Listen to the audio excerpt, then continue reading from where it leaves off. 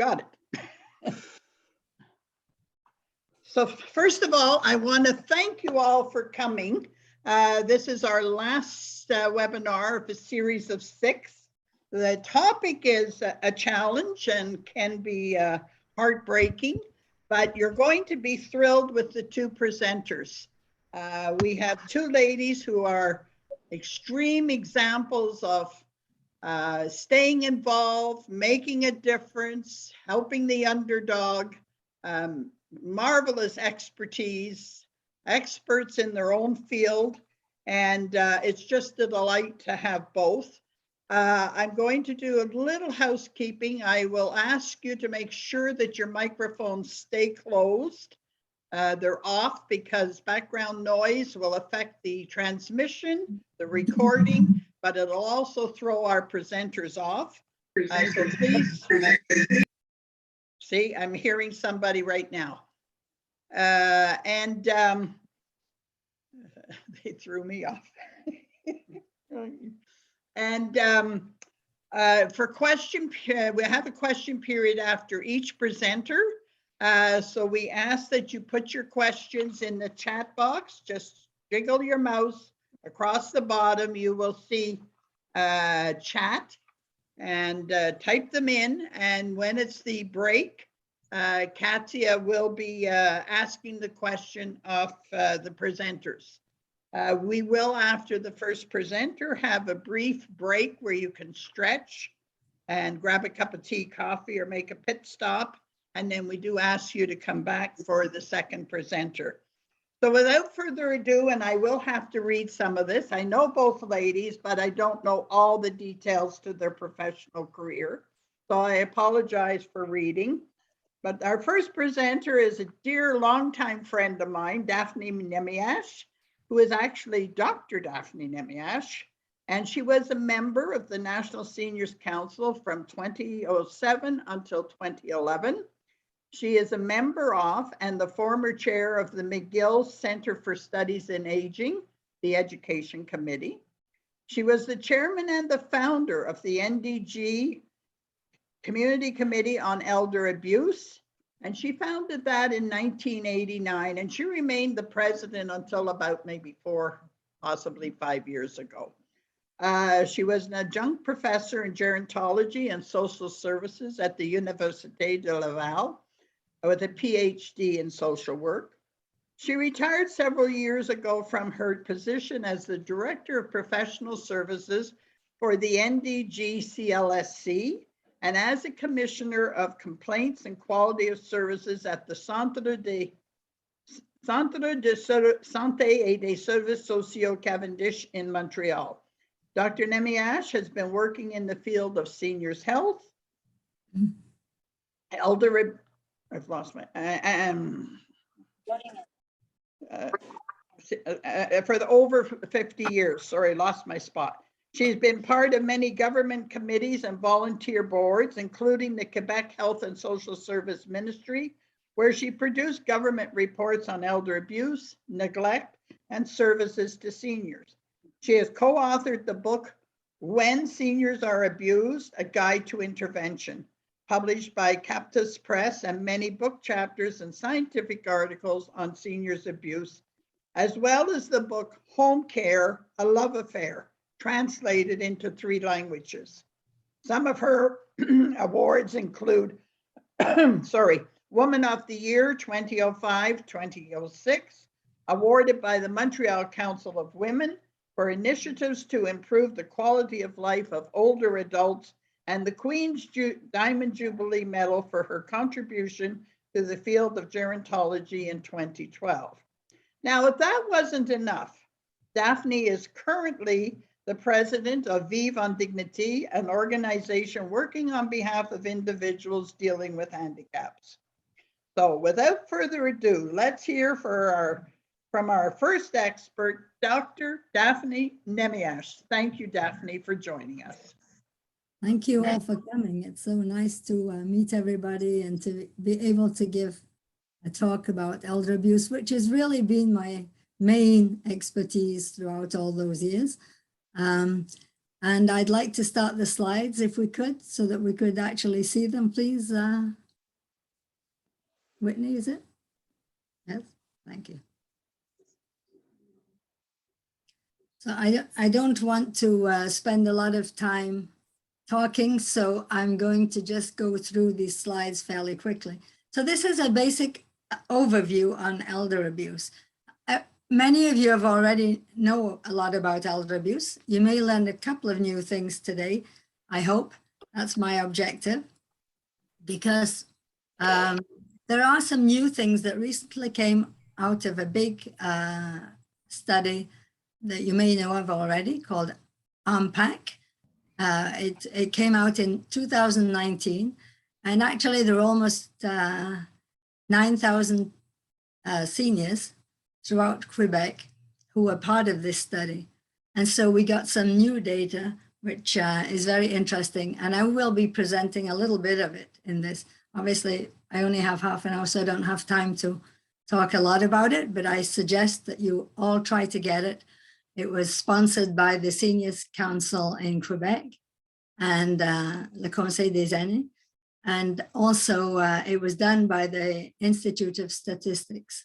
And I was one of the people who was lucky enough to review it and also be on the advisory committee of the project.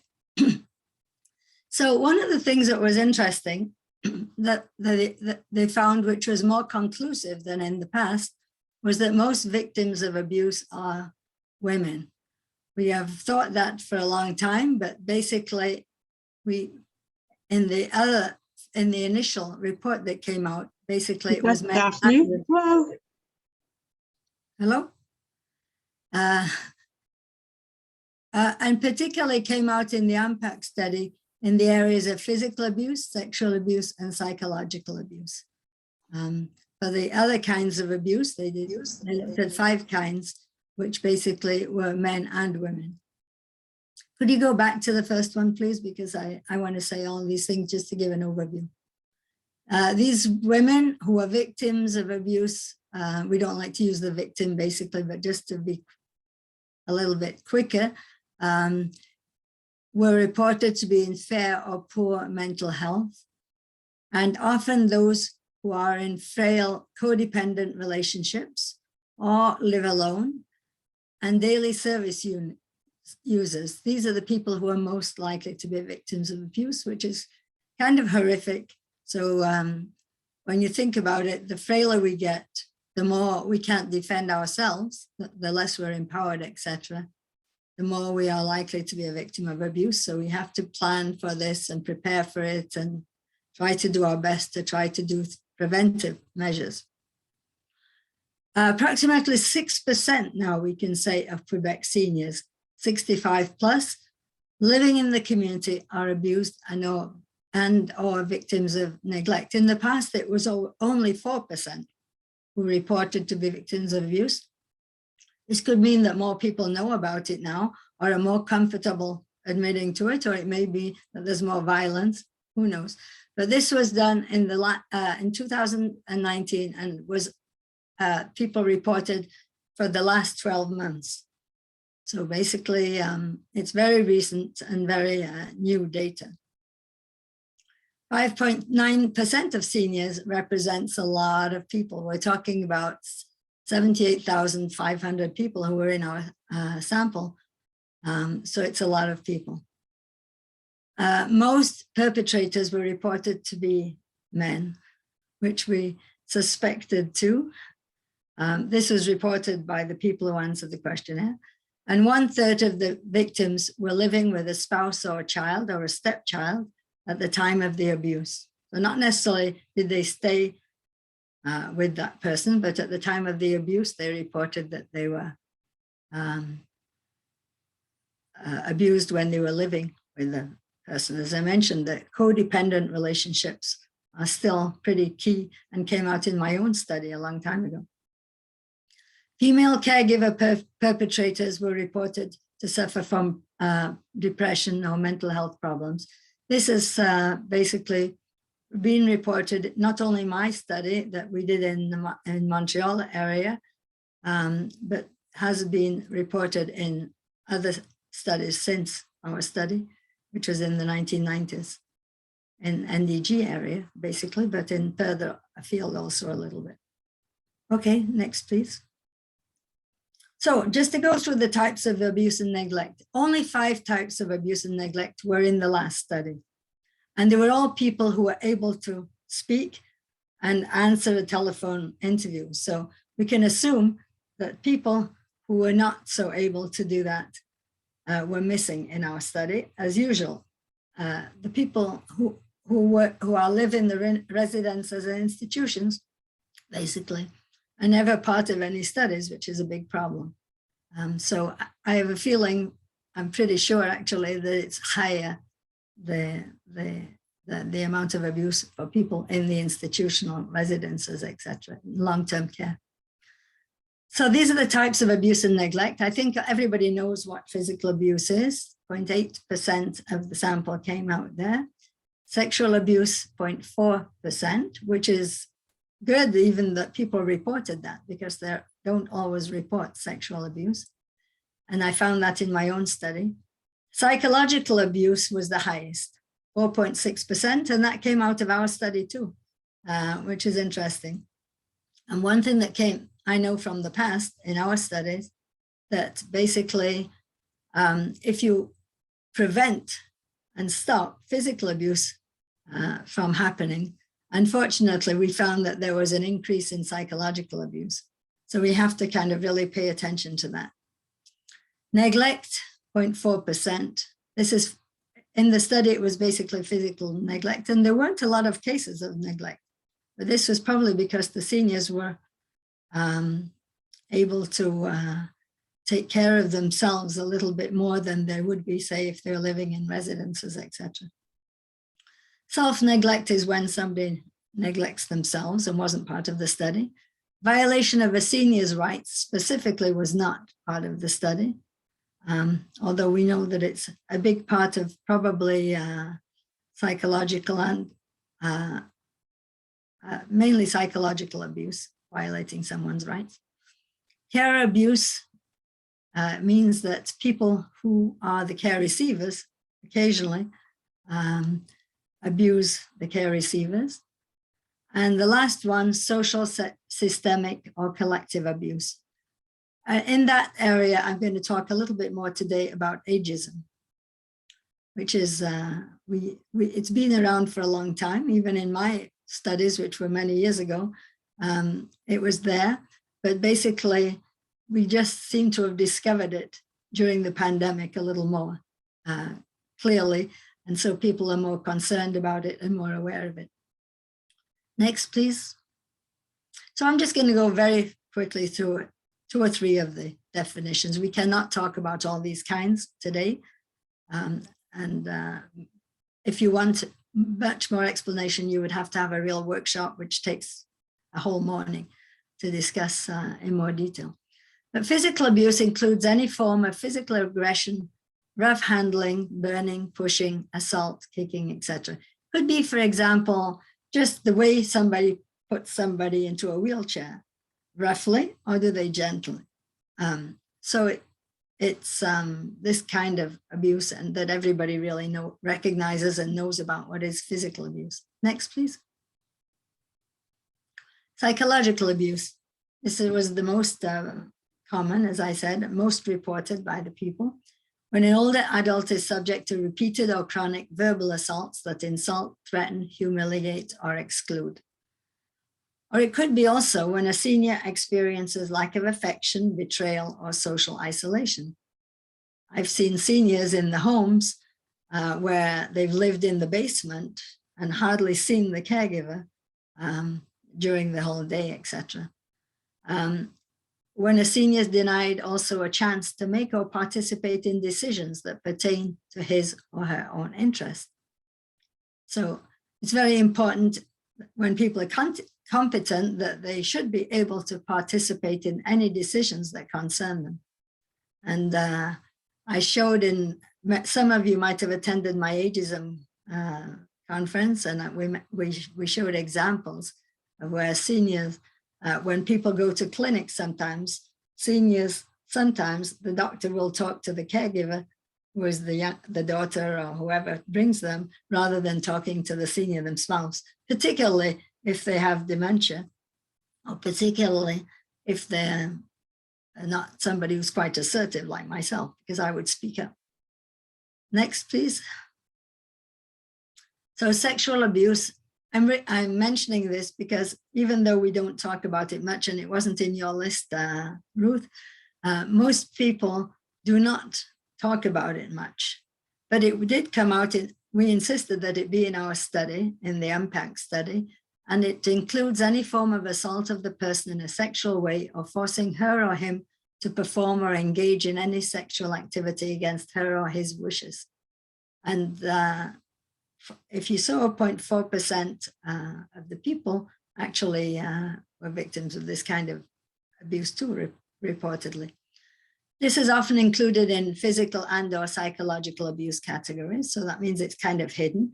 And it's not usually, I found it wasn't identified by health and social service workers. I only found it by myself by doing in-depth interviews with people so that they talked about it as part of their experiences. So it's not often known about much. Next, please. Thank you, Whitney. Financial and material exploitation. This is the type of abuse that we thought was the most common initially, and it was not reported to be the most common. And it doesn't differentiate women or men. They both were basically financially and materially exploited, the ones who answer the questionnaire. It involves misuse of a senior's money, possessions, or property. I've seen people who are children or other people close to them trying to take over people's property, sometimes $100,000. We're not talking about small amounts a lot of the time. Include people waiting outside of banks for very frail seniors. So that you have to be careful when you go to the bank, not to be too obvious and to, I know one lady who happened to be almost blind. And when she went to the bank, she was being frauded, for example. That people were stealing her purse, etc. after also. So people, unfortunately, there are people around who will try to do these kinds of things to other people. Fraud is so common since the pandemic, I find, that we are using so much now, our computers, etc. We are constantly getting calls from banks, which are not, which are asking us for money or telling us that our friends are very ill and we have to send them money immediately. This is a very big problem, I think, that has grown actually, I would say, in the future right now. And it's identified by seniors as the most common type of abuse, has been in the past. If you would ask seniors, that's probably what their answer would be.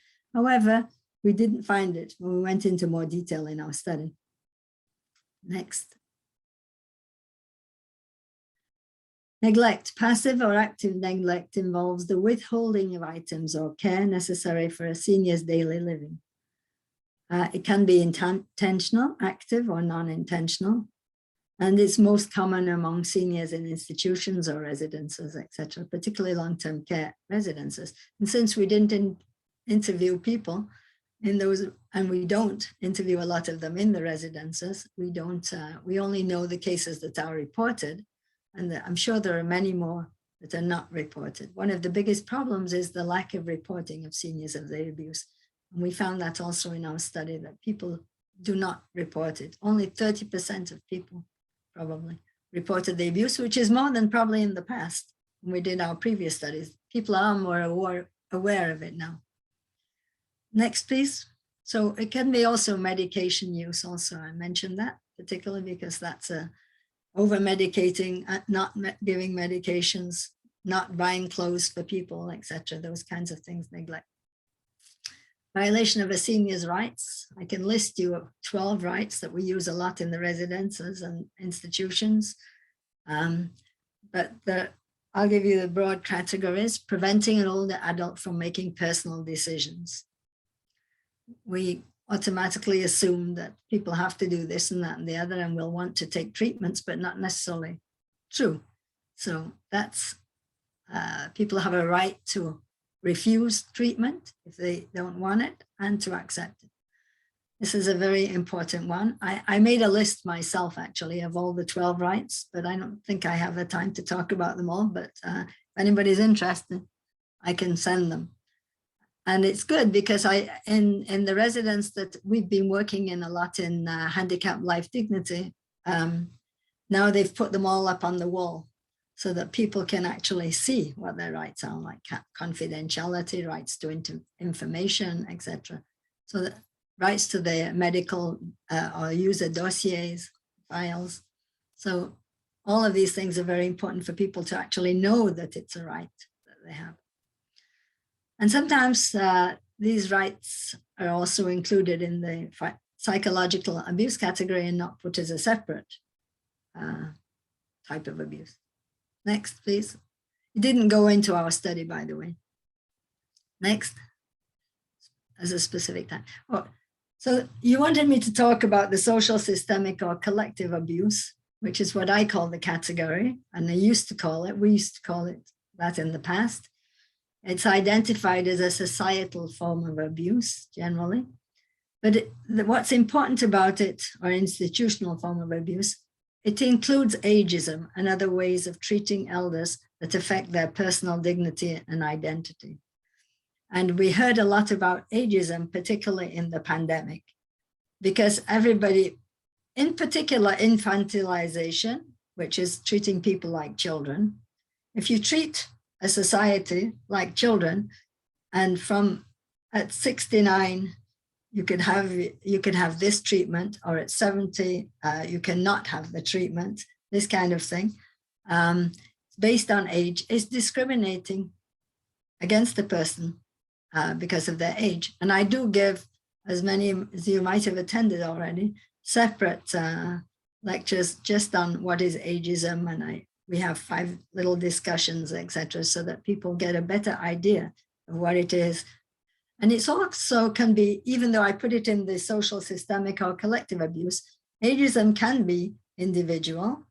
You can say to somebody, oh, I hate the wrinkles on your face, or something like that. So it can be against another individual, or it can be like the way you treat community groups, or it can be, for example, you might favor in policies teens or young people over seniors, or seniors through your policies over young people.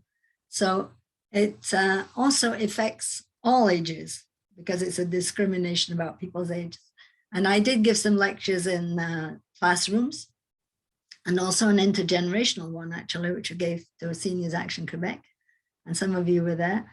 And we found that they asked for a second one, the actually class of teens who were there from a high school, and they actually said that they felt that teenagers were also victims of ageism as well. So people kind of accuse teens of this and that and the other, putting them all into one category and sometimes discriminating against them. They all wear hoodies, or they're all this, or they're all, it's a little bit like racism and all the other isms. One thing that's important too is in cultural communities, abuse, whether it's about ageism or whether it's about other types of abuse, it's often referred to as lack of respect rather than as violence or abuse, because in order to be able to speak to cultural communities, you have to understand how they see violence or disrespect or ways of treating people. And it can be quite different communities, etc. So you have to be very sensitive to how different communities see violence, etc. And how it comes from your upbringing, comes from the way you're taught, etc., from your churches, from your synagogues, from your different spiritual communities, etc.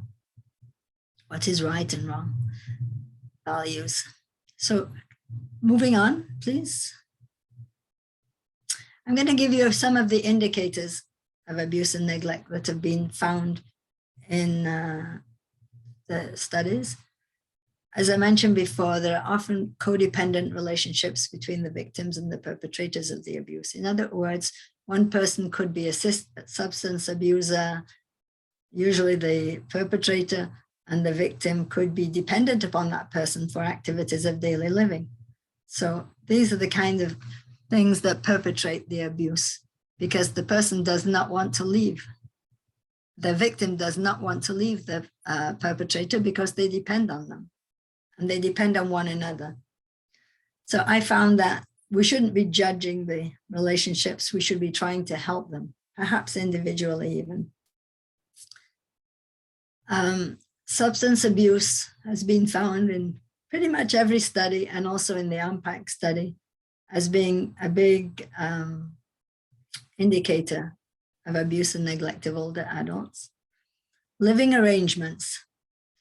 It was interesting what we found in our MPAC study. We found that people who live alone were victims, and people also in independent relationships. People who, most of the people who suffered, for example, from some types of violence, like physical or psychological, were people who were living together at the time of the abuse. They may have moved out. And our study went for the last 12 months. So it didn't go way in the past. I didn't put it down here, I'm not sure why, but also the other indicator that came out clearly in our study and in my study was that people who are victims of elder abuse very often were victims of abuse in the past. And I thought that was significant. Social isolation, lack of support, because of shame, people rarely talk about it, depression and loss of identity. All of those are indicators. Moving on, apparently I'm nearly finished my half hour. Please, next, I'm going to go through these more quickly. So I mentioned ageism as being discrimination against people because of their age. It's been recognized globally as a form of mistreatment by the United Nations, to answer your question, Ruth. Society has definitely a role to play in prevention, because we saw that the conditions in long-term care residences were so bad, but had always been bad in the last 10, maybe 30 years since my organization, Handicap-Vie-Dignité, has existed. So if we don't do anything about it, and we don't speak about it, and we don't really protest about it, and make sure that we have a better vision of life and treatment of older adults as they grow older, nothing's going to happen. It's going to stay bad, and it's going to stay the same. So we know that ageism, as I mentioned before, can target an individual, community, or group.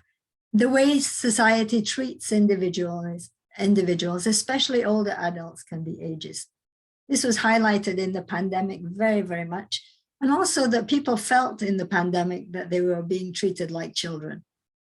And as much as we love, perhaps, or do not love, Grandpa Lego, who talks always as if he's our grandfather, we have to see that people do see this as ageism. Preventive measures.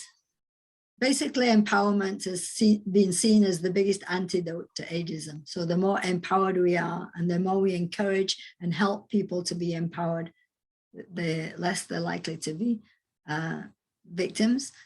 Intergenerational solidarity, and the importance of having intergenerational solidarity and not having programs that totally seniors apart all the time. I am so dependent on my younger members of my family to help me with my technology issues, particularly now that we cannot be present in gatherings and in work that we do. So basically, we need one another. They need us, we need them. And it's very important that we realize that, and we set up our society in intergenerational ways, and not just remove people into what I call warehouses or institutions apart from everybody else, kind of thing. Next, please. I can say also that media image changes have to be done also, I think, to improve. I could tell you some interesting stories. I just won this Woman of Worth award very recently from L'Oréal Paris. And I was looking at their products after, and I saw there were a lot of anti-ageism products, anti-age and anti-wrinkle and anti-this, with the idea for the women who are using these products that wrinkles are not good, and that looking bad is not good, that we all have to improve the way we look and to look younger. However, they gave me gifts because I won their award recently. And my gifts all were called Perfect Age, Age and Aging. So I thought that was an improvement to have products that were called Perfect Aging, and rather than a negative title, like saying that ageism is aging is not good. So what are the signs of aging? I'll go through these. I don't know if I have time to do any more after that. I have more intervention strategies, but I'm going to say negative societal images or depicting seniors as marginal, frail, vulnerable, and dependent through media policies and laws. Those are very important signs of ageism. Discriminatory social policies, such as inadequate pensions or treatments for older adults. Conditions that impair quality of life for older adults. It targets older women, mainly poor people, persons suffering from dementia or mental health. People who are already socially marginalized. Next, please, if we have time anymore. So I'm going to talk about another issue is that institutions do not uphold rules or whose rules are abusive. This is another form of ageism. And not only that, the institutions that are providing substandard care, which is what we saw very much in the pandemic. And our agency is very active in trying to do something about this. We are speaking out. I just wrote letters I've written many letters to the Prime Minister, to the other ministers, to all of the people, constantly telling them, and to the media, because the media, when they speak to us, they don't really know either what is there or what could be the solutions to care. We have to tell them. One thing we do in HVD is try to provide with the government with solutions that are possible, rather than just saying that everything's terrible. So I think that's what my approach is personally. Seniors suffering from dementia may be mistreated because caregivers have not been trained how to care for persons with dementia. So training is a big issue also. How people who are taking care of seniors, particularly in residences and institutions, but also at home, in home care, not enough home care, we know all about that, etc. But also caregivers themselves who are looking after somebody 24 hours a day, who are expected to be very patient and competent, etc. It's not necessarily easy, so we have to help them and reach out to them, etc. Next, do we have one more or two? We have to help. What are the interventions? I'm going to give you a few. Help seniors understand they have a right to a life free from mistreatment.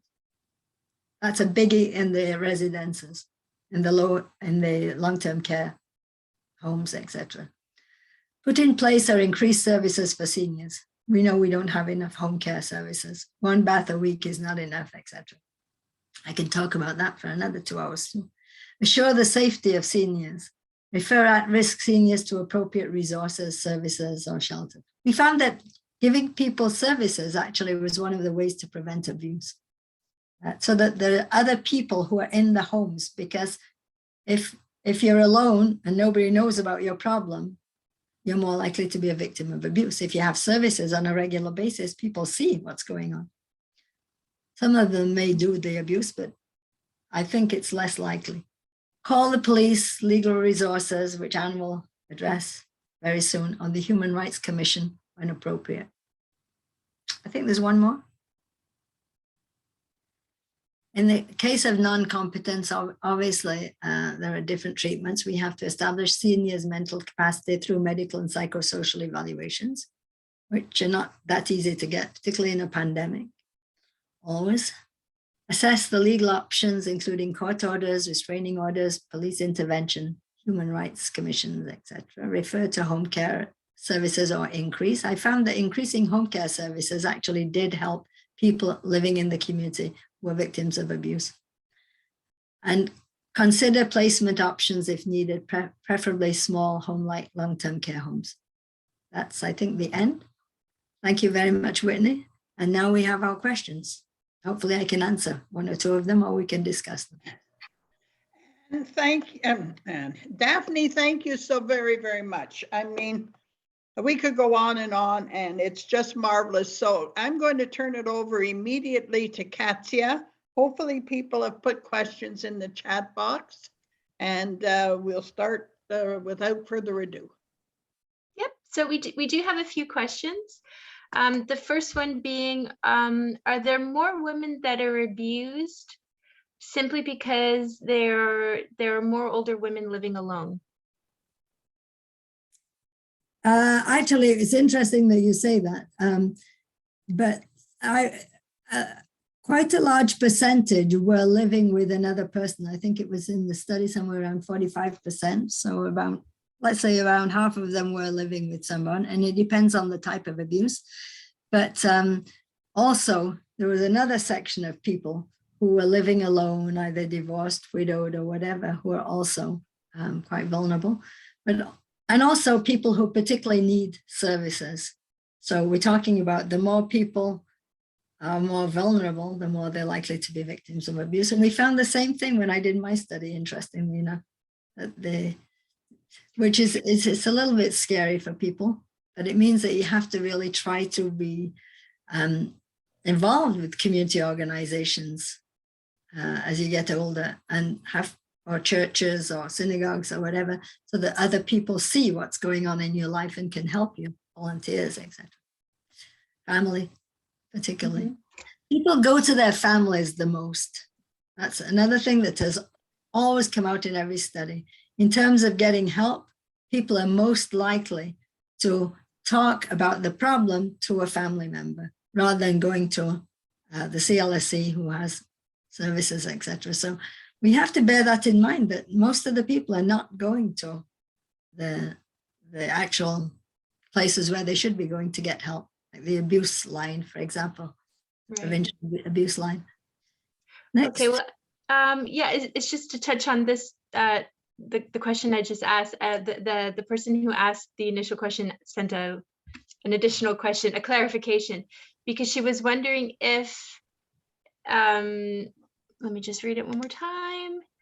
If more women are abused because they're living longer, or there's more women that could be abused because women are living longer. Well, this takes it into account, basically, in our statistical analyses, and the Bureau of Statistics, the Institute of Statistics, who did our study, is very good at that, obviously.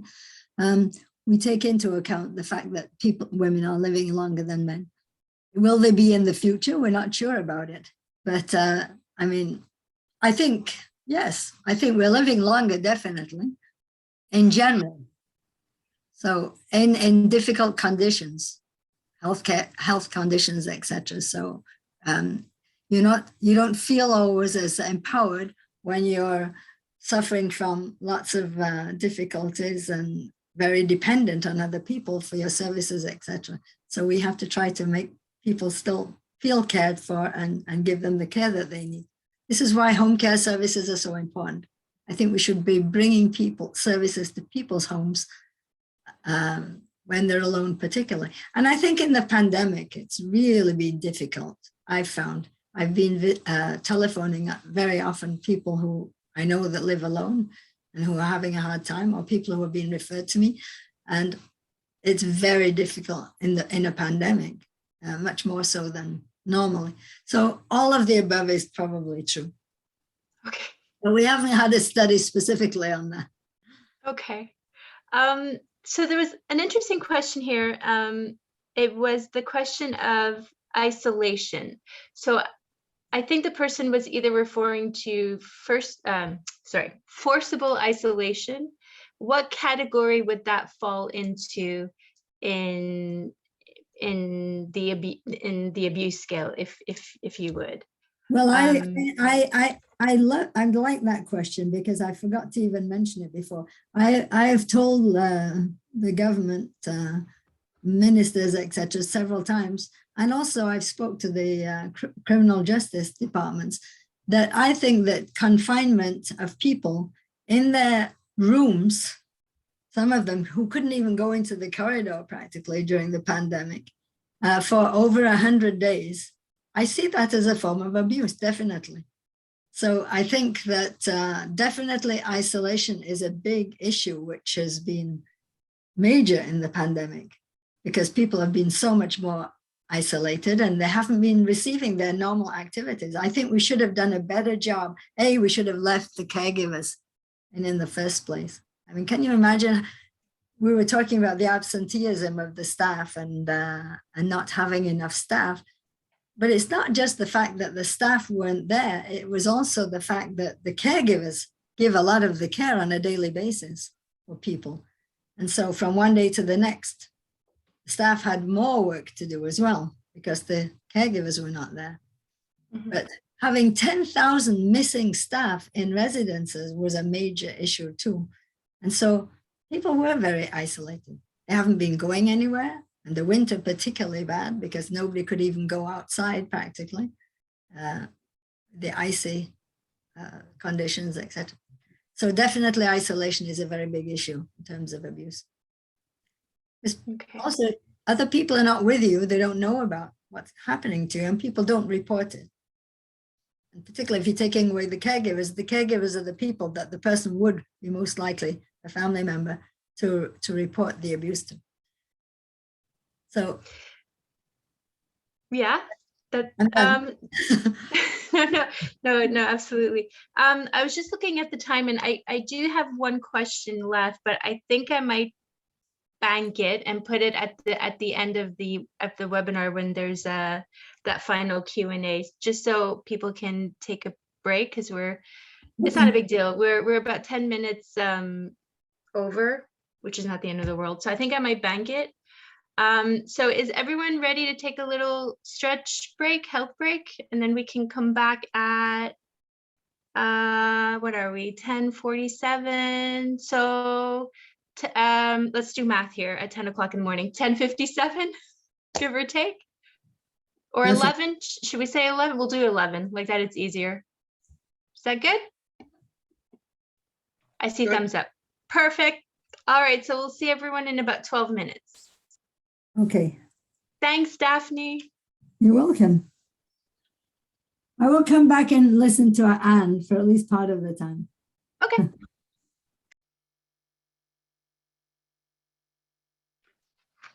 Hi, welcome back, everybody. I hope you appreciated that little stretch. And I'm delighted once again to introduce another lady who is an exceptional role model, who's done a great deal for our seniors who have endured and suffered and experienced abuse. And one of her specialties, Anne is a lawyer by trade, one of her specialties is that she is a mediator, and we're going to hear about that.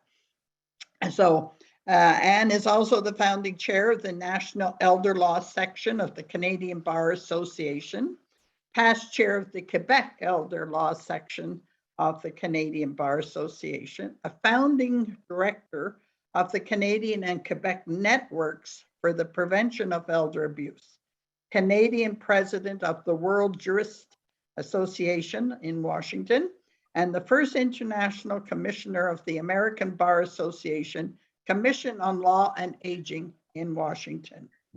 Anne heads the National Institute of Law Policy Aging, based in Montreal, a Canadian reference center for excellence in research, education, and advocacy on the issues of law and policy and aging. In 2007, Anne opened the Clinique Juridique des Aînés, the Elder Law Clinic, a clinical course in elder law offered through McGill Faculty of Law and Université de Montréal, which serves as a pro bono clinic for older adults and professionals in Quebec on legal issues of aging, employing the services of students, senior lawyers, and retired judges. In addition, Anne has taught courses of law and aging to Masters of Law students at the Université de Montréal in 2010 to 2012. Request. Somebody's mic is open. All right, Ruth, can I just interrupt for 1 second? Apologies. Could I ask Lucille to please stop sharing the screen? I think you may have inadvertently, thank you very much. Go ahead, Ruth. Thanks.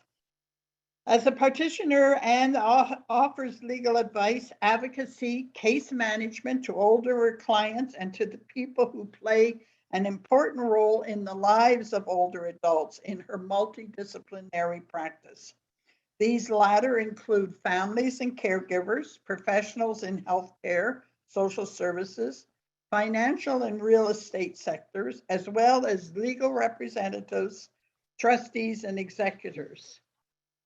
As part of her commitment to community and public service, Anne has acted for more than 19 years as a consultant to the Quebec Institute on Social Gerontology on issues of abuse and exploitation as part of a multidisciplinary consultation team and in consult with the Canadian Bar Association, the Barreau du Québec, and the government on legal issues of aging and legislative reform.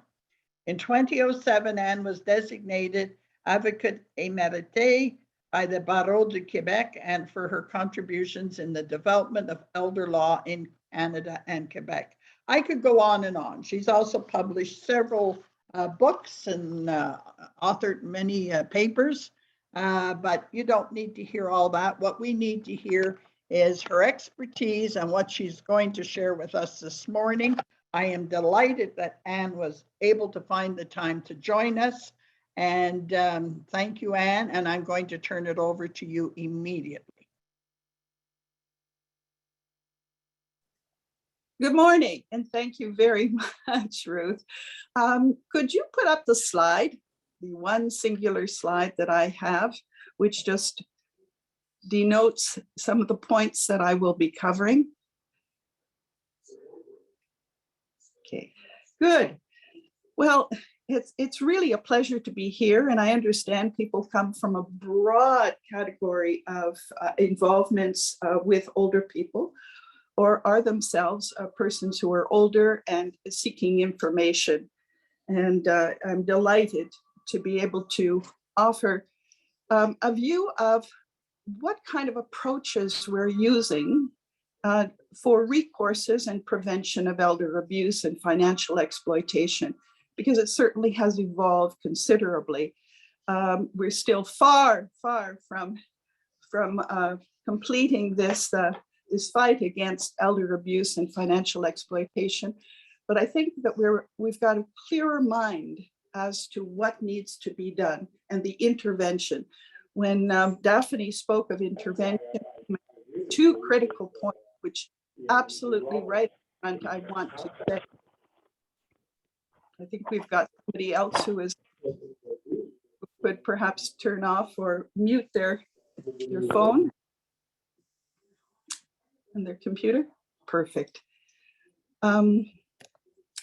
Simply to say that what Daphne said about intervention, empowerment, and certainly a community approach, meaning circles of support, being critical, are absolutely 100% right. But let me tell you how we go about doing it at our clinic and how it has evolved over time. It really has produced positive results. And when we say legal recourses, these legal recourses are largely socio-legal recourses. We work in a very multidisciplinary way from the minute that meeting the client. We ask that there be a consent to allow us to work in this multidisciplinary way, and where there's family, conflict of family, which is very prevalent, we certainly make sure that the person is protected, and we engage in family meetings that involve not the traditional mediation, but a form of facilitation and conciliation and restitution. There is a term which I'd invite you to look up, because it certainly mirrors what we do in great part, which is participatory justice, bringing the person to the fore, at the heart of all solutions, even the person with impaired capacity. So I'll go into how that happens, but let me start off by saying that every form of elder abuse, which includes financial exploitation, is a violation of rights. It's a violation of fundamental rights, human rights, as well as civil rights in many cases. And while we consider these violation of rights in situations that are really egregious, the most subtle of forms is also a breach of respect, dignity, the right to determination of one's own life, and decision-making, which can be or might need to be supported and assisted and advocated in many cases where the person is not capable of doing this. But certainly there is a violation of the most basic rights for every single case of any form of elder abuse. What we do see, and I add this on as an extra, because this is where, if you will, my legal background and my legal involvement comes into play, is that there is a violation of rights where a person's rights are taken away unjustly. We want to impact rights as little as possible. We do not want them to be invasive. We want to find alternative solutions to help people in any kind of situation that they are in, whether it's a vulnerable situation or a situation that impacts their capacity. But we want to do it in a way that has the least impact on their rights. And what happens is that very often and too quickly and unjustly, persons' rights are taken away along with the matters of elder abuse and exploitation. And that's a very serious violation of rights, but it's not seen as such. And why isn't it seen as such? Let me go back to what is at the heart of all of this, the issues and problems that older persons face. Not every problem and issue that a person has who is older is unique to aging. There are many, many issues that we have regardless of age. But the specific problems and issues that an older person faces often occur in a crisis situation, urgently needing to be addressed. And in urgently addressing these matters, oftentimes the person's rights are taken away, put into the hands of somebody else to protect them. And it's only after the fact that the matters concerning exploitation and abuse are attended to. And meanwhile, the person has lost their rights. What we try to do is to put in place some simple safeguard measures. Sometimes they have to be more formal, but simple safeguard measures, making sure that we're out to find and support the person, take care of the problem that they have, the exploitation and the abuse issue, and then put them back on their feet, empower them, put them back on their feet with the support and assistance they need. And if a formal representation is needed, to make sure that that formal representation is crafted in such a way that it has the minimum of impact on the rights of the person. And in so doing, all of a sudden, we've corrected the exploitation or the abuse that's occurred. We've put this person together, sometimes and very, very often in my cases, completely put together with the support circles that that person needs. And along the way, we work with teams, multidisciplinary teams from the very beginning with the consent of the client, with a lot of transparency for a whole myriad of things that might be impacting that person's life, and then create these circles of family, good family that may be present or at a distance, but certainly come to be involved, or the person may not have any family at all, but we make sure that there is community involvement and follow-up. And then, of course, the professional involvement so that the person is never again alone. As Daphne so well described with examples, this isolation is a really significant factor. Well, the older person has problems from the get-go with barriers to having justice for a countless number of reasons. And I want to tell you about these because they're really so significant and they pass under the radar, not understanding or knowing most people, and certainly those who are the victims of any abuse and exploitation do have these barriers. And they can be certainly financial. They can be physical, the person not easily able to get to a place where they can ask for information, or just the basic information. If they're in a residence, they may not be getting this information. The Bill of Rights that's in the elevator going up in a residence is not understood. There's very little information that is provided. I know from a session that I gave many years ago, it sort of stands out to me because it was the first encounter that I had where I was asked to give a talk on some topics in general of issues of aging. And at the end, I invited them to stay, and I would tell them about their rights as tenants, as residents in the residence. And all of them, when they were a room of women, there wasn't a single man, just by chance. They said, no, we're fine. We don't need to ask any questions. They were terrified that the finger would be pointed at them if they ever raised any issue about their residence.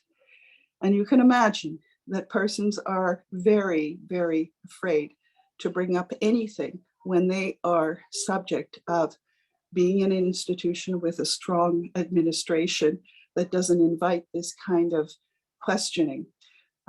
Questions are often used to mark the person in their file as problematic, troublesome.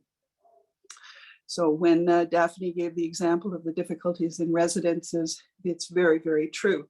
And certainly we have many, many things to do with respect to care institutions, private and public. But there are these issues, attitudinal issues, the ageist attitudes that persist in our society and exist even in terms of the law. A person may have mental capacity, incapacity issues, often just minor mental cognitive issues, but certainly that can have an impact on their ability to reach out and to even deal with lawyers. And certainly there's a lack of legal counsel. Lawyers are afraid to get involved in these cases. Why? Because there's usually an allegation as soon as somebody has been a victim of elder abuse or exploitation, that person is incapable. That's the first thing that comes up. And no lawyer wants to touch that. But how can I have a lawyer-client relationship if this person is incapable? So they are systematically underrepresented in these issues that face them because lawyers are afraid. And in addition, they're often controlled by one member of the family or a third party who is handling their finances by the time that we come into the picture, particularly where there's financial exploitation, which is very significant in our lives. And that money, therefore, is not being made available to a lawyer to help the person. In fact, the person who is under control as the mandatory in virtue of a power of attorney, for example, does not want anybody to be involved. Particularly family will resent any kind of involvement of a lawyer. And so we have a number of challenges just in dealing with these matters. And of course, older people themselves do not perceive their problems as legal problems. That is a significant matter. And in addition, lawyers and judges do not see the great number of issues of abuse that we would categorize as abuse or even exploitation as legal problems. They consider them matters of medical issues or social issues, problems in the family, conflict, and that it's not the domain of law to enter into the picture, because a doctor is already determined that this person has some incapacity and therefore needs some formal protection, or that it's a matter of family conflict and there just needs to be a social worker who can intervene and unbundle this problem and work it out. Yes, we certainly need doctors, we need social workers, we need a whole host, a team, indeed a village, to help out in these matters. But the approach certainly is one where we need to have these matters dealt with and understood as at their base legal rights issues in every single case. And certainly there need to be legal counsel, competent, trained legal counsel to be involved. Bo w tym czasie, kiedy eventually asansör görmegen tam bir dikkatle. Excuse me, could you turn off your, could you please mute your computer, whoever it is? Thank you, thank you. And then finally, in addition to this image of justice, the older person sees that they certainly want justice, but they want it in their form of justice. And what is their form of justice? Solve the problem. Solve my problem and put me back on my feet and let me live my life with some assistance. So that's the appropriate vehicle for achieving justice, is not to sue a family member or arrest a family member who are the principal perpetrators of psychological abuse, the most prevalent form of abuse, and financial abuse, which is the most reported form of abuse that we are dealing with.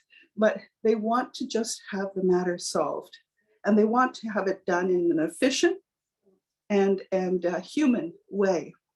So that being said, and of course it was immediately clear to me from the time that I started in this field, or to recognize that there was a need for this field, was to just do it in a manner that would be respectful of every single person and their concept of justice. And once it was seen that this was the way to do it, we've applied that in every single instance. A multidisciplinary case management and holistic, meaning dealing with all of the issues of the person. Now, as a lawyer, I can't deal with all of these issues. I wouldn't even pretend to, but I certainly bring a case management team involved in every single case. And it's not always the same case management team. It might be that the problem is one of finances and the person is not even knowledgeable about how her finances have been dealt with, or what money she has because it's been kept from her. And that is something that we involve depending on the level of the assets of the person. It could be a chartered accountant, or it could be the bank itself helping out, and banks do help us in many, many regards. We work with these people who come back on a volunteer basis and provide information to the person.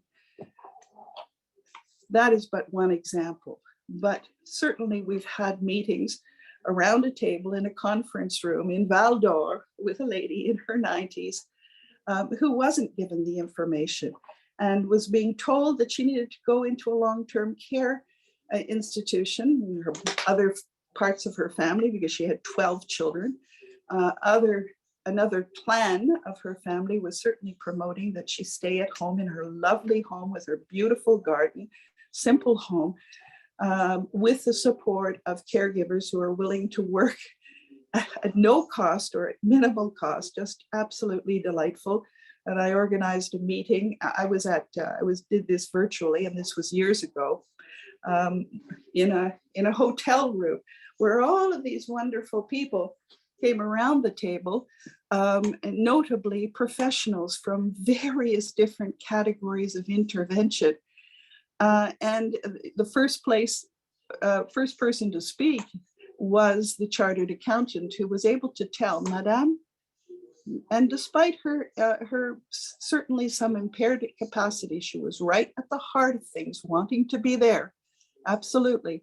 But she was informed that she had enough money that she could live well into 110, and that she had enough money to manage.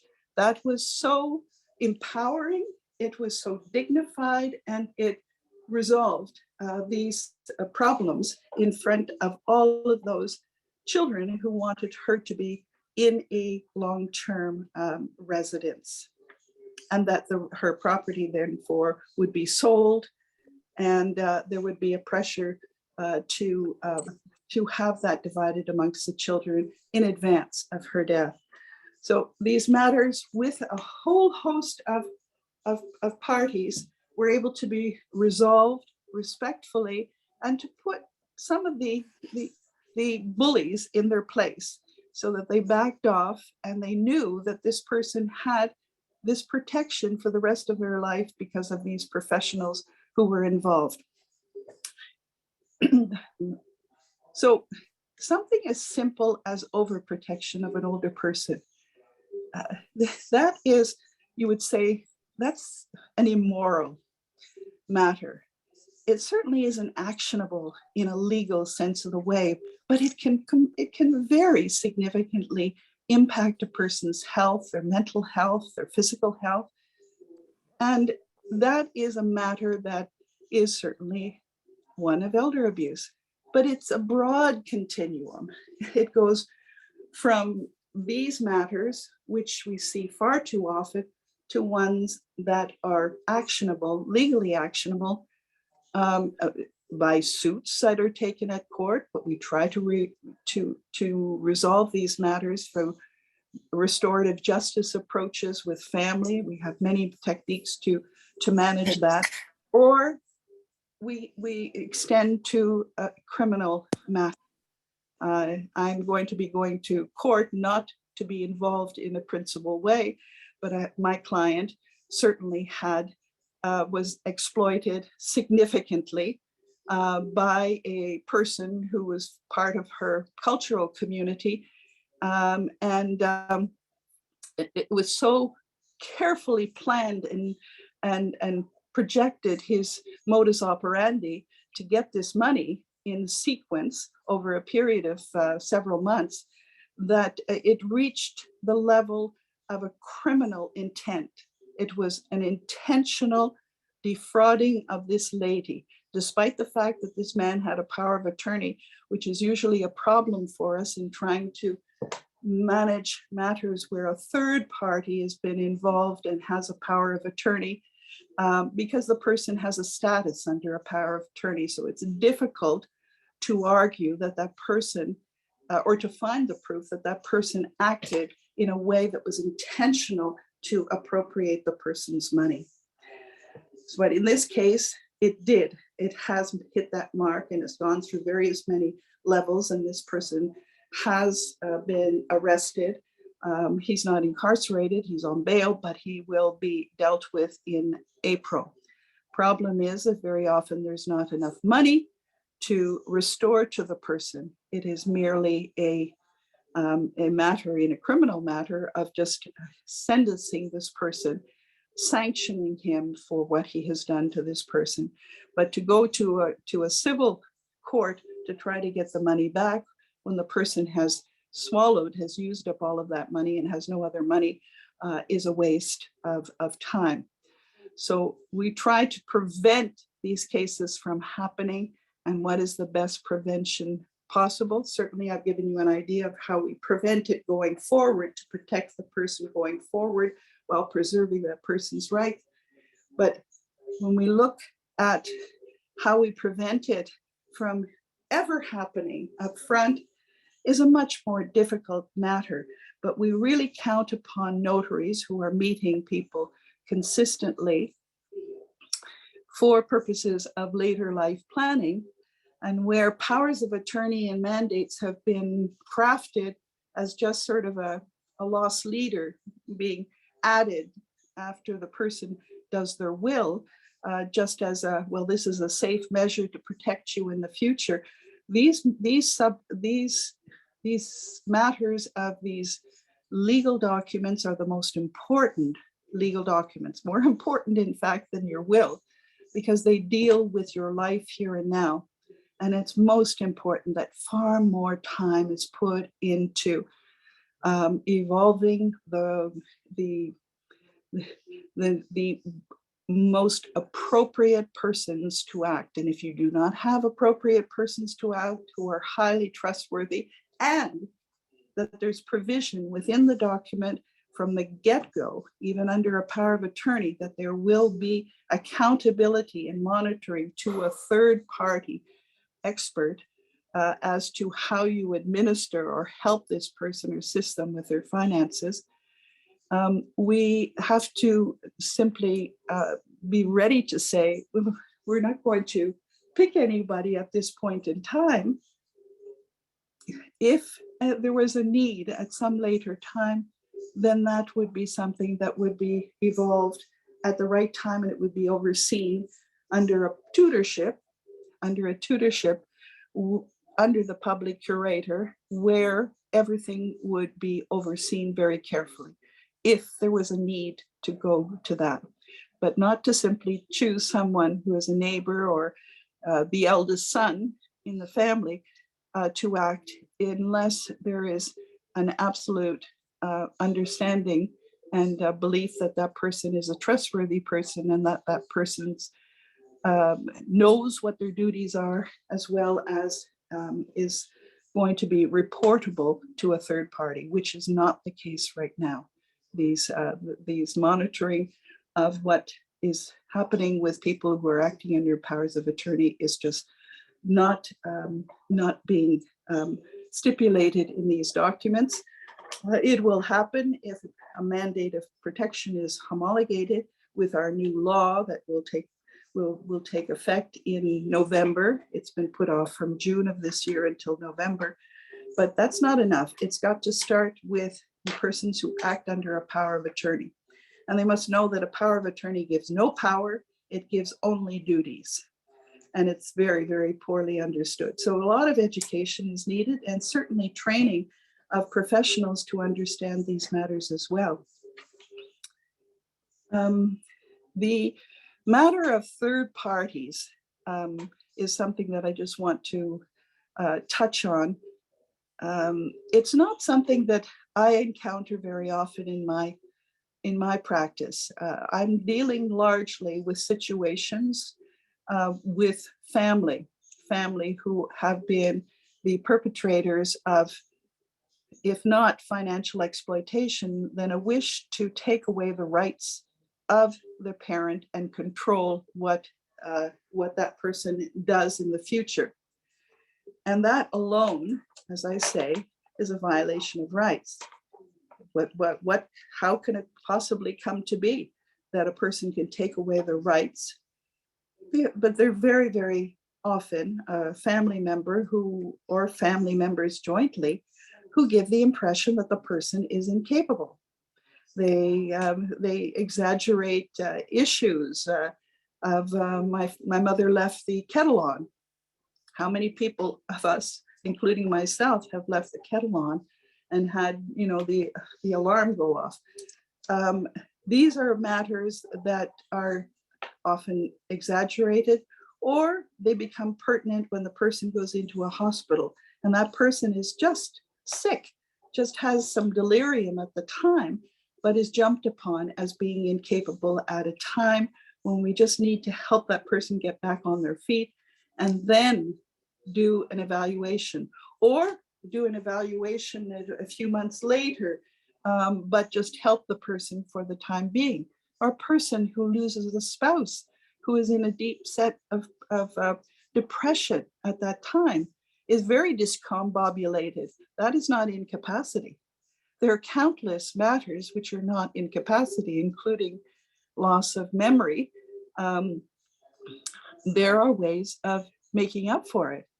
And of course, any disabled person who's provided with the measures to help them, enable them, is no longer disabled. So let us look at older people in that way. We have made some kind of stab at assisting people who have mental illness, assisting people who have disability. We haven't gone far enough, but we are called upon to look at any issues that affect a person who is older, not with an ageist attitude of necessarily they're in a decline and deteriorating, so what does it matter? Let us just protect them. But to use the terms of the US Convention, the UN Convention on the rights of disabled persons, which is support, not removal of rights and substitute decision-making, which has been really the attitude and still is across Canada. Although we've ratified here in Canada and in Quebec specifically this UN convention, we still have measures of substitute decision-making. That is, for the merest amount of incapacity that a person might have, or impaired, let us say, impaired capacity that a person may have, that their rights can be taken away from them significantly, completely. All of their civil rights in virtue of mandates of protection under the terms of these contracts. So we're seeking to have them better dealt with.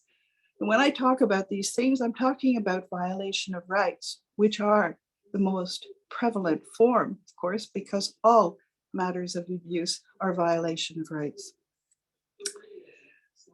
When we do go, and you see some of the initials here, and if you are not in the field of aging or dealing in intervention, then of course, when you have a third party perpetrator, we certainly guide people to the police, certainly to the commission, and to the Autorité des marchés financiers.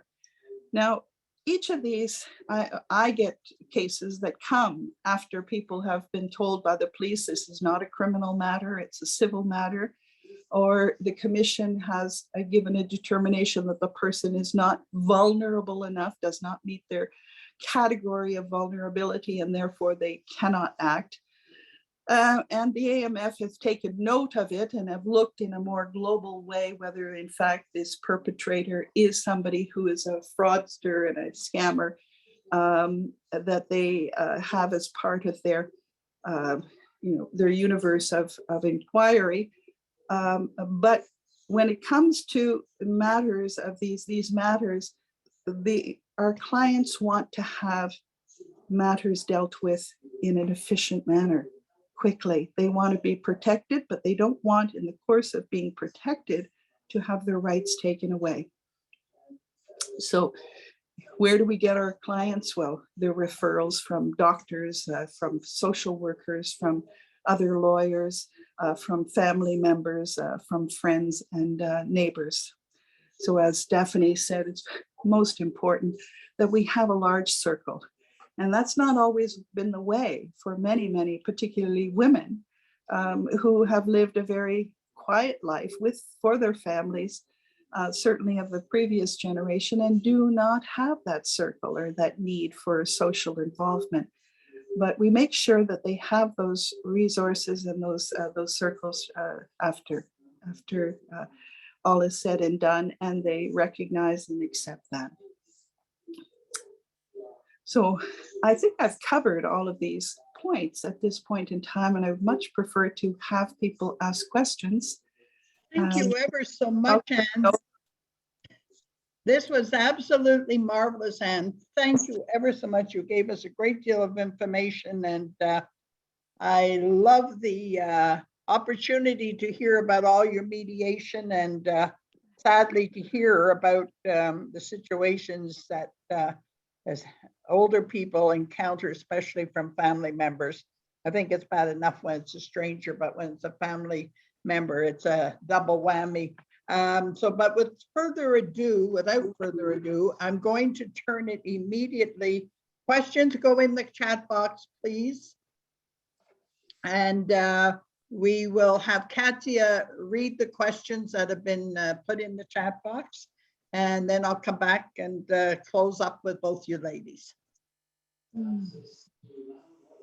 So one question, Anne, that came up is, I'm losing my voice, sorry. Would you have a family member approaching you on behalf of a parent when the parent will not speak up? Or do you accept this, or must it be a senior themselves that approaches you? Okay, well, that's a very good question because it's broad. It encompasses all of the issues that, of course, necessarily have prevented lawyers getting involved or worried lawyers about getting involved. The very first matter, when somebody, a family member, calls me and says, you know, there is this problem that I see. And I say that's fine, but what I need to do, because I only represent the older person. Okay, thank you for referring a case or bringing it to my attention, but I now need to go and meet this person and see what that person says. What are her wishes? What are her circumstances? And because we are a mobile clinic, and certainly it makes sense that it be a mobile clinic, we go to meet the person where they are. I mean, even during COVID, we've managed to do it. I'm considered an essential service, as lawyers are, but essential service. And so almost from the very beginning, I have been meeting people face to face with the precautions necessary. But for countless reasons, that's the way to do it. And you see the person in their context and they feel much more at ease to talk. There are the problems of those who are completely isolated by one person. That's a completely separate matter that is very, very challenging, where there's one member of the family who has isolated that mother of his and doesn't let anybody come in.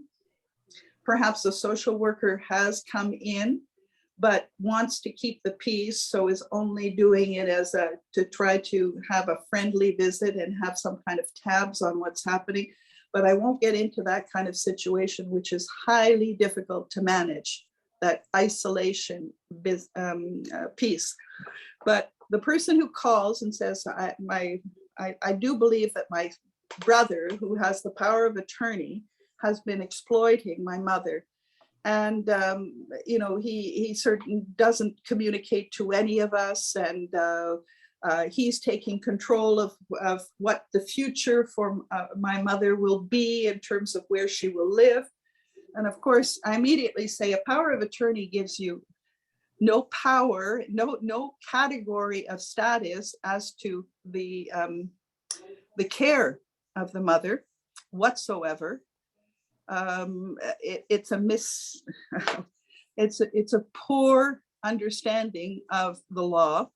But many, many people have a poor understanding of the law, and that includes professionals, not just the general public.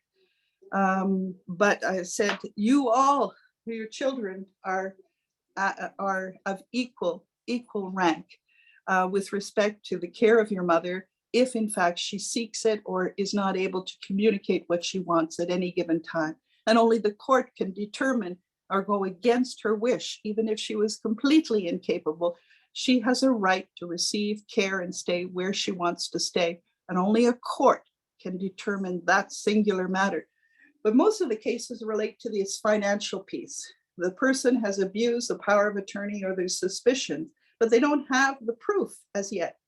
They just know that their brother is driving this very fancy SUV, using them, and seriously, these are cases that I've had. And you don't need an SUV to drive the mother to the hospital, you know, for doctor's appointments. But those are the kind of things that certainly we deal with. But it's hard to get that kind of proof.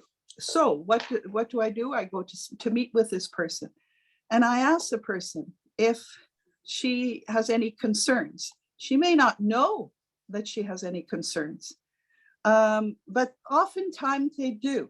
They oftentimes do. It's saying, well, you know, I don't get any information. My son doesn't give me any information. He says, I don't, you know, I can't manage it and so forth. And I said, would you like to have information?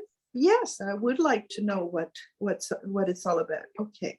Would you like me to speak to your son with you, and perhaps with your social worker who's involved, or even with an accountant or your bank, so that we would have a very respectful meeting with this person who is the exploiter, and with this member of the family. Sometimes the member of the family, the client, will say, no, please deal with it. I'm happy enough that you deal with it. What I say, and this is key, I say, Madame, what is questioned here? Okay, because your son is taking care of everything for you, and you have the right. You are the one with the power. You are the one who needs to direct and tell him what you want. And he is not to act unless he asks you every single time. But, and I'm going to explain this to him, but would you like me, would you agree, please, because this is going to be fundamental to moving forward. And that is that you are evaluated by a doctor that tells me that you are capable. I can see that you're discussing with me, you're concerned, you would like these things to be put in place. You don't want the rest of the family being concerned. You would like everything to be settled. So, and every single client ever has said, of course, I want to know that I'm not crazy, que je suis pas folle, okay? That is what these people say over and over and over again. Il me traite comme une folle. Okay, there are the undercurrents of these remarks that are made by this person. You can't manage this anymore. You're not able anymore. And I say, well, I certainly want to know, number one, that I will have no problem representing you. I would go to the court if I needed to and get appointed. But I believe that you're certainly capable to say, can you fix things for me? Can we put this right? Okay, so that I'm included, that I have the information. Will you agree to do that? And of course, the person says yes. I said, we'll start with your own doctor, if the person has a doctor. But I said, I will also get a specialist to speak to you, if that's okay.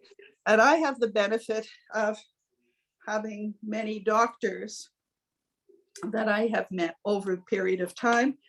Unfortunately, many of them have more recently retired or gone on to higher or research matters. And I've lost many people, but I just reestablish a group of doctors who are there and available to assess a person as being capable not only of giving me a mandate, but also of being able to present this person anew as a capable person who has some mild, perhaps, impairment, often no impairment whatsoever, just has been controlled by somebody else. So that's what we do, and that gives you an idea of it being transparent, always having the consent of the person, and making sure that person, additionally, in addition to my perception of the person, that a doctor has concluded the person is capable. Okay, so that's a perfect segue to the next question, Anne. If someone is aware that a senior is being abused, are they legally required to report it? They may do that if they wish, but the issue is really as to professionals, what a professional may report. And certainly there are new provisions relating to relatively new law that permits in certain situations persons who are in long-term care personnel to report a situation of abuse that is going on in a long-term care facility, or someone who is known to be incapable and is being abused in other residences. But as far as a lawyer is concerned, we have very tight controls over what we may do. And we cannot act on our own to report a matter except if a person's life was in danger. So many years ago, in fact, my very first matter that I ever dealt with in writing, I was asked with a lawyer from the United States and a lawyer from another area in Canada to opine, and it became part of a journal matter. Would you intervene in a situation where someone was at risk immediately, come into your office and said, I'm going to be giving $500,000 to my nephew. Don't say anything to anyone. Do not say anything to anyone. And of course, 500,000 at the time was really the substantial portion of this person's assets. And I couldn't convince, if you can't convince the person to do it, would you report to protect this person's money? Would you report the matter when I'm not allowed to do so as a lawyer? Therein lies the conundrum of the ethical issues that face a lawyer who wants to protect somebody in a situation where this is to be acted. And I went to my bar and I said, I have to answer this question and I know how I would act. I would certainly ask the person if I could speak to their chartered accountant and see if it would work, or their banker, to see if this intention to give away 500,000 would meet with their succession planning, their estate planning. Would this seriously impact this? Was a person close to death because she had cancer and just wanted to give this money away? I said, I've traced out those kind of possibilities in my report, but at the end of the day, having spoken to my partners or other persons who are in the field, I said, I am going to say that I would intervene to protect this person's money in such a situation, even at risk of being, as somebody said to me, a professor said, well, you could lose your license. You could lose your license for acting in that way. I said, I'm prepared to do it in a situation where it is significant amount of money, an imminent situation that cannot be prevented despite all of my efforts to stop it, to protect this person and to give a pause, a stop. Let's step back and take a look at things as opposed to giving away that money. So there you see the very strong ethical issues. People have advocated that lawyers should be able to do this, that others, but it smacks at the very trust, the basis for the trust. But if you are going to be significantly impacted, is that not a danger to your life in terms of your quality of life? So there are a lot of discussions going on about whether we should be allowed to do that, but we are not allowed. And they want to keep us at the highest level of ethics possible. But it is possible for people who are incapable and those who are in residences that those personnel, care personnel, would report this matter of any abuse. And I'm going to interject. We're running quickly out of time. We probably can take another 2, possibly 3, if the responses are brief questions, because I'm not sure how many are lined up. Justified to you, we've got about another 5 minutes. So just to go back to what you were saying about homes and residences, and there were a couple of questions. I'm going to combine them into one for time. But there was a question on what can be done to help a resident who is being bullied by another resident in a residence. or by a person living in a residence, but is being bullied by or abused by a family member and is afraid of that family member? Well, every case is specific to the case. I mean, it's just far too difficult to answer this in just one little matter. If there's a specific case, it puts sort of meat on the bones a little bit more than just a general kind of question like that. But as I say, those people who are working there have a duty to report these matters. But again, the approach is, and I certainly have dealt with problems between a resident and the residents, okay, or where the family is involved and they're a good family member and they're not being, their questions or their wish to have further care for the person, for example, or they're seeing that it's substandard or the medication hasn't been given at the right time and they're furious. I intervene to calm things down and to have a nice family meeting where how can we be of help? How can we all here collaborate to make it easier for this person to have all her care needs met? Okay, should we bring in a new caregiver, an additional caregiver if the person has the money, or sometimes we can get volunteers to come in. How can we do this? How can we help you? You know, we turn the image around of how we resolve a problem, but it's always in a very respectful, conciliated manner that we approach these issues. Where there is some roughness, you know, in manner by staff, it is not to simply write a letter to the commissaire des plaintes. Please, no letters to the commissaire des plaintes. That term should be banished, because immediately when you do a plaint, you're looked at as somebody who makes problems. That commissaire should be a commissaire de qualité de la vie, not de plainte. And it should be uplifting the practices in these residences. We certainly have a lot of overhaul to do. And as Daphne said, and I want to underscore it, internationally, we know that it is far less expensive to keep people at home with services that they need than to be putting them in long-term care day after day after day at our courts every single day in the afternoon. There are people who have been in hospital and that there's not enough service in the community for them to go home.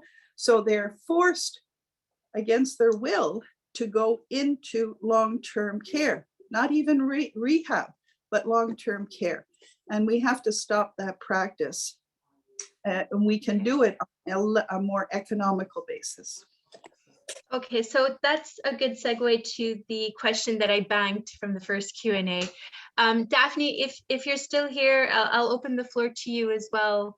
There was a question concerning Bill 96, as we're talking about services. So the question was if either yourself or Daphne are worried that psychological abuse could increase under Bill 96 because of the language issues that are tied to it. Most definitely. I think that people definitely have a right to services in English. That's part of what people's rights are, as well as French in this province. And I think that is a very big issue in terms of thinking about it. I haven't thought of it in terms of elder abuse, but it definitely is a violation of rights, in my personal opinion, if it doesn't happen and if it's not available and we have to push for that. That's my opinion.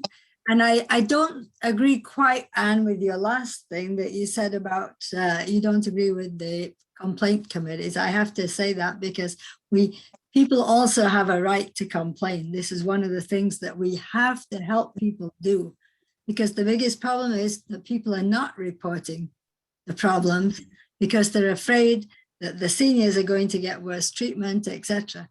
I don't mind you changing the name of it to Committee of Quality of Services, if you like, but people have to be able to make complaints. And not only that, we need an independent body. In fact, I just asked the Commission of Protection of Sick People, CPM, those who know it in French, Commission de Protection des Malades. Everybody's seen Paul Brunet, who's in charge of it, constantly talking on the TV, etc. But I've asked them if they could take some of these cases of people where the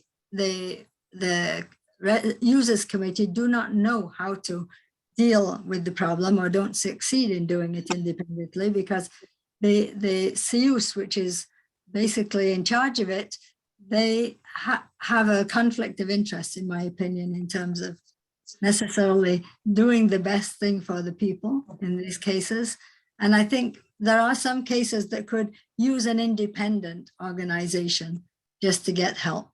And that is needed. Yes, as you say, the independence is needed, but even the commissaire de plainte or de qualité de la vie are not independent. And the users committee is not independent either. It really does mean that we intervene in a great many cases, but to do it very respectfully from an outside focus to just resolve the matter, but make sure that it never appears as other than how can we work together collaboratively to make things better for this person. I've always had a slightly different approach, Anne, in terms of helping people who are involved in abuse, because you're right about one thing. The people who perpetrate the abuse and the person who is the victim of abuse, they both have issues that need to be helped with. And I've always felt, the problem is we don't have the resources, but I've always helped that mediation is good when it can happen, but I also think that it's good if there are two people involved, one helping the actual person who is doing the abuse with their problems, and separately the other person, at least at the beginning of the case, so that, because both of the people have problems, and right. we sometimes are very judgmental and only deal with the person who's the victim, but if we do that, we don't kind of resolve the problem. So from that point of view, I like your mediation approach, but I think you need kind of different people involved with the perpetrator and the victim, to at least at the beginning.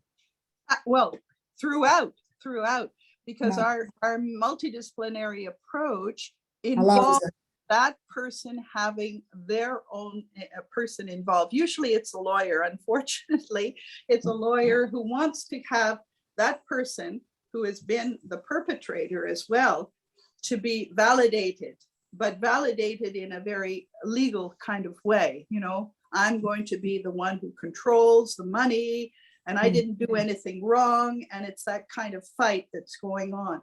We certainly try to break it down by showing some proof that this person had been doing this, but done it. We presented in very, very respectful terms.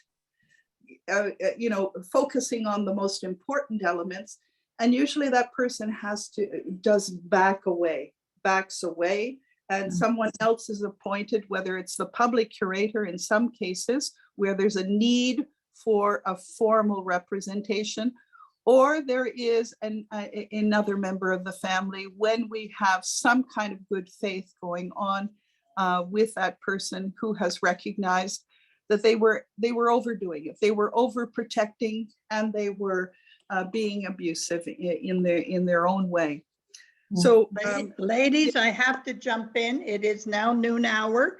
As you can see, this is a very interesting, a very hot topic, and it's a very serious topic. And there's a whole mess of education, getting to understand the pitfalls, the challenges, the needs on all sides, many sides. Our healthcare delivery system, the training of staff, sensitizing the authorities to be sensitive to what's going on, educating family members that there's certain things they cannot do even with the best of intentions, and this can be ongoing. So hopefully This is the beginning of some very interested people who have joined us today, and that we can perhaps do something again and take it to the next step, because we cannot forget it. We cannot let it just drop off the face of the earth, and hope that, you know, committed people like Daphne and like Anne, who are overworked, over-involved, we all have a responsibility to our families, our networks. As we say with children, often it takes a village to raise. Well, we need a village that's involved. I think we saw the beginnings of that during COVID and the crisis with the long-term care facilities, but it cannot go on the back burner. We have to continue to move forward. So Daphne and Anne, a tremendous big thank you, big hug. I appreciate your time. I know I put a lot on you. I know you didn't need extra work, but we really benefited. We really appreciate it. And I'd like to remind everybody, it's that time of year for Seniors Action Quebec. We're coming to the end of the fiscal year. The bylaws and constitutions say if you want to be involved with our annual general meeting and to vote, please take your membership. It should be done before the end of March. They have a beautiful new website. It's interactive. You can get all kinds of things. Everything we've done and recorded is up there. You can donate to Seniors Action Quebec. You can take a membership. You can enroll for their newsletter, so you'll hear about future events that they're planning. So I hope you do that. Whitney and Katia, it's been a pleasure. Thank you for all your help in doing this. And I wish everybody a very happy St. Patrick's Day. Enjoy the beautiful, milder weather that's coming, and hopefully with some heat, we can get rid of variants and maybe enjoy life a little more outdoors. And with that, I wish to thank you all very much for coming, joining us, and keep an ear open. I'm sure there will be more things coming from Seniors Action Quebec in the future. Have a great day, everybody. Thank you. Have a great day. Bye.